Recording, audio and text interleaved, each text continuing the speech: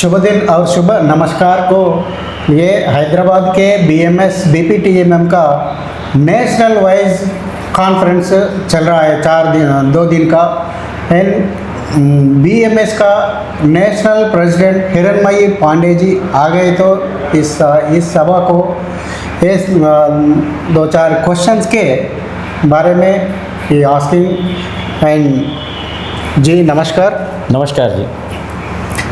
EPF pension का 1000 के कितने हज़ार बढ़ाने के लिए बीएमएस का क्या कोशिश कर रहा है जी, इसके भारतीय को श्रमिकों को जवाब दिलाना। जी मैं ईपीएफओ के जो सीबीटी मेंबर्स के नाते भी हूँ, जिसे सेंट्रल बोर्ड ऑफ ट्रस्टीज कहते हैं, और उसकी एक सब कमेटी स्टैट्यूटरी रहती है, एग्जीक्यूटिव कमेटी, उसके भी सदस्य के नाते कार्यरत हूँ। भारतीय मजदूर संघ की ओर से हमने EPS 95 के अंतर्गत 1000 रुपया मिनिमम जो अभी चल रहा है उसको 5000 रुपया तक मिनिमम मिलना, ऐसा हम सब ने मांग किया है। लेकिन हम लोग को EPFO में भी बातचीत करते समय बताया गया कि पिछले 2 समय के दरमियान 500 से 750, 750 से 1000 रुपया जब किया था तब भी सरकार को करीब 900 करोड़ रुपया प्रति वर्ष देना पड़ रहा है। अब इसी को चलते हुए इसीलिए 3000 करना, 5000 करना, 7500 करना, जिस प्रकार से, लेकिन एक बार 5000 भी अभी किया तो अच्छा रहेगा। ऐसा हमने पिछले बजट दरमियान भी अपने वित्त मंत्री से भी मांग की थी, हमारे श्रम मंत्री से भी मांग की है, और EPFO के अंतर्गत हमारी मीटिंग दरमियान भी हमने इस मिनिमम पेंशन बढ़ाने का और 5000 तक ले जाने की मांग की है। मुझे आशा है कि कुछ दिनों में उसका रिज़ल्ट निकलेगा, तो ऐसे बहुत सारे श्रमिकों को मिनिमम पेंशन जो 1000 है उससे बढ़कर 5000 तक मिलने की संभावना है। जी, और एक क्वेश्चन है, भारत सरकार लेबर कोड 4 लेबर कोड ला रहा है, बट उसमें बाकी 2 कोड में इंडस्ट्रियल कोड के बारे में बीएमएस का क्या विचार है? जी, भारत सरकार ने 4 कोड पार्लियामेंट में पारित कर दिए हैं और उसी समय सभी पार्टी के लोग वहाँ मौजूद थे और चारों कोड पारित हो गए हैं। अब 4 कोड के रूल्स बनना है, यानी नियम बनना है, और सभी प्रांतों को वो नियम बनाना है, और इसकी भी प्रक्रिया मेरे हिसाब से करीब करीब पूर्ण हो चुकी है। अब उसको नियम के बाद रोल्ड आउट करने का कारण आया है और ये रोल्ड आउट होने वाला है। इस 4 कोड में 2 कोड बड़े महत्व के हैं और बड़े फायदेमंद हैं, इसीलिए भारतीय मजदूर संघ ने उसका स्वागत किया है। एक है न्यूनतम वेज कोड, यानी वेज कोड में मिनिमम वेज कोड कहते हैं वो, जिसमें अभी तक केवल 46 शेड्यूल एम्प्लॉयमेंट को बेनिफिट यानी लाभ मिलता था।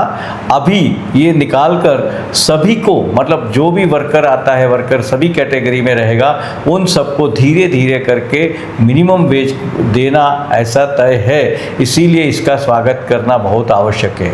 दूसरा कोड जो है सोशल सिक्योरिटी कोड, जिसको सामाजिक सुरक्षा कानून कहते हैं, इस सामाजिक सुरक्षा में भी इस प्रकार से है कि भारतवर्ष के सभी श्रमिकों को इस सामाजिक सुरक्षा के दायरे में लाया गया है। ये पहली बार ऐसा हुआ है भारत देश में, अभी तक ऐसा नहीं हुआ।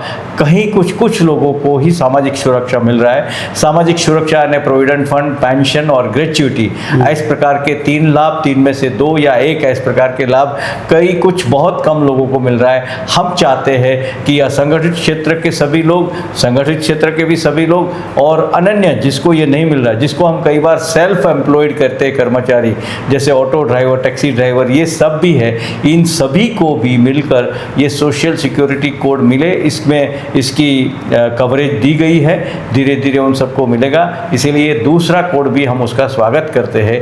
बाकी 2 जो कोड है, एक OSH सेफ्टी कोड पर है और चौथा एक IR code industrial relations code पर है।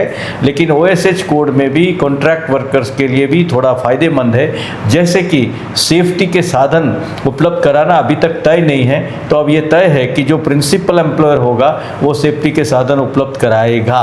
ये एक अच्छी बात भी उसमें आ रही है। कुछ दूसरी बातें हैं, उसका भी हमने विरोध किया है। IR कोड में भी कुछ ऐसे प्रावधान है, उस प्रावधान का भी हमने विरोध किया है, जैसे क्लोजर की लिमिट बढ़ा देना, 100 वर्कर से 300 करना, या इस प्रकार से जो अन्यथा है, इन प्रावधानों का हमने विरोध इसीलिए किया है कि ये वर्कर्स के अगेंस्ट में है, उसके इंटरेस्ट में नहीं है। बट फिर भी हमने भारत सरकार से अनुरोध किया है, भारत सरकार से विभिन्न पदाधिकारियों से बातचीत किया है कि इस प्रकार के प्रावधान में थोड़ा सा हटाकर ये कानून लाने की आवश्यकता है, ताकि हमारे टोटल वर्कफोर्स को अच्छी तरह से बेनिफिट, फ़ायदा, लाभान्वित करा सके। ये कुछ प्रावधान हटने की ज़रूरत है। ठीक है जी। असंगठित रंग में विविध राज्य के असंगठित बोर्ड बनाया जी, मगर श्रमिक मर गए तो फायदा नहीं मिल रहा है जी। इसमें BMS का क्या सोचा है जी, क्या सोचा है? सही बात है, बहुत सही बात है। ऐसे ही अगले में बात कर रहा था कि जैसे कानून बन जाते, लेकिन कानून का अमलीकरण, इम्प्लीमेंटेशंस, कार्यान्वयन, ये होना थोड़ा मुश्किल होता है। इसी के कारण इस प्रकार की दुर्घटना या तो इस घटना घटती है। ऐसा किसी भी कामगार को फायदा न मिले, ये ठीक बात नहीं है कानून होने के बाद। तो इसीलिए भारतीय मजदूर संघ ने भी इसे रोल किया। इसलिए अन्य क्षेत्र में भी इसकी बोर्ड बनने की आवश्यकता रहती है। अपने राज्य सरकारों से अनुरोध करते हैं बोर्ड बनाए, और ये बोर्ड में प्रावधान है कि त्रिपक्षीय बनना है, यानी मजदूरों के प्रतिनिधि भी रहना है। अब जब मजदूर के प्रतिनिधि रहेंगे तो वो प्रतिनिधि अपने मजदूरों को इस प्रकार का लाभान्वित कराने का प्रयत्न करेंगे। जैसे कि कंस्ट्रक्शन बोर्ड है, कंस्ट्रक्शन बोर्ड भी त्रिपक्षीय है, उसमें लाभान्वित करने के लिए 5 शिष्यवृत्ति से लेकर मरणोत्तर वृत्ति के फायदे, बेनिफिट्स है। अगर वो रहते हैं तो मजदूर उसकी कोशिश करके वहाँ से जो सरकारी तिजोरी में पैसे पड़े हैं उसको नीचे तक अपने मजदूर को पहुँचाने की कोशिश करता है।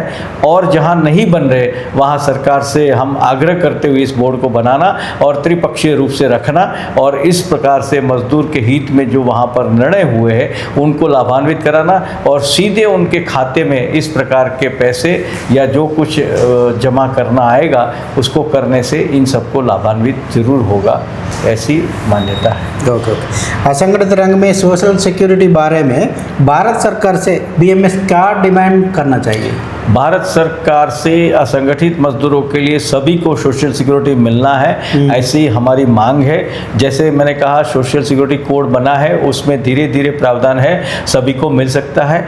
और जो लोग वर्कर की कैटेगरी के डेफिनेशन में नहीं आते हैं उसको भी डेफिनेशन में लाना है। जैसे आंगनवाड़ी आशा वर्कर हम कहते हैं हमेशा कि इसको सरकारी कर्मचारी घोषित करो ताकि वर्कर की डेफिनेशन में आ जाए और उसको भी इस प्रकार के सोशल सिक्योरिटी के लाभान्वित मिले।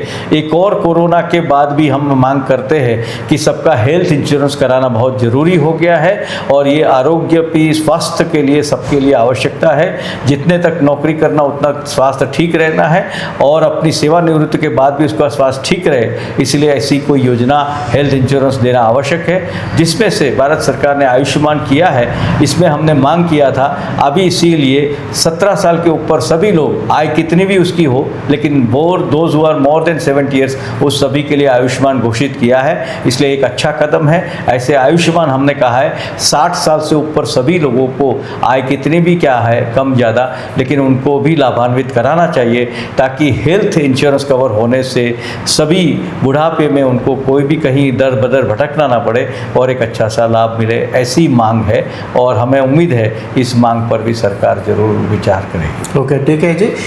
ये इसके BMS श्रमिकों को और दूसरा पर्सन सरकार को, मध्यवर्ती का BMS का यूनियन पर्पस में, करेक्ट, दोनों को वालों को क्या सोचना है BMS तरफ से? संदेश क्या जा सकता है? संदेश क्या है? मेरा ये मानना है कि भारतीय मजदूर संघ एक ऐसा संगठन है जिसको हम पारिवारिक संगठन कहते हैं।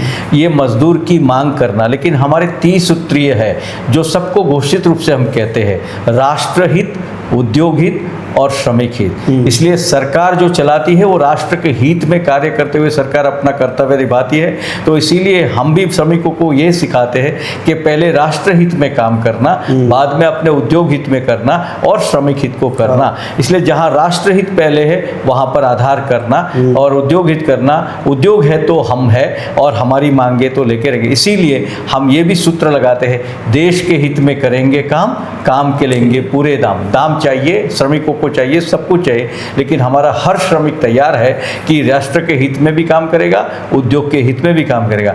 जैसे ही काम ठीक से करेगा तो इस प्रकार से उसको मिलना चाहिए। ऐसे आज हमारी इस बात को विश्व भी मान रहा है और विश्व ने नए नाम से इसको आगे बढ़ाया है, जो सरकार को, उद्योग को और इसको भी फायदा होता है, जिसको RBC कहते हैं, रिस्पॉन्सिबल बिजनेस कंडक्ट। ऐसे नए नाम से पूरे विश्व में आ रहा है, जो भारत और भारतीय मजदूर संघ हमेशा इस प्रकार से कहता आया है। तो उद्योग को भी फायदा होना, सरकार को भी ठीक से होना और श्रमिक को भी फायदा होना, ऐसी टर्म चल रही है, इसका भी फायदा है। इसमें भी हम अपने मजदूरों में जागरूक करेंगे, उद्योग जगत उद्योग में जागरूक करेंगे, सरकार उसमें भी जागरूक करेंगे, और जहाँ जहाँ सरकार पहल करेगी ऐसी वार्ताओं में भी भारतीय मजदूर संघ हिस्सा लेगा और हमारे श्रमिकों को भी उसके आगे बढ़ने की संदेश देगा।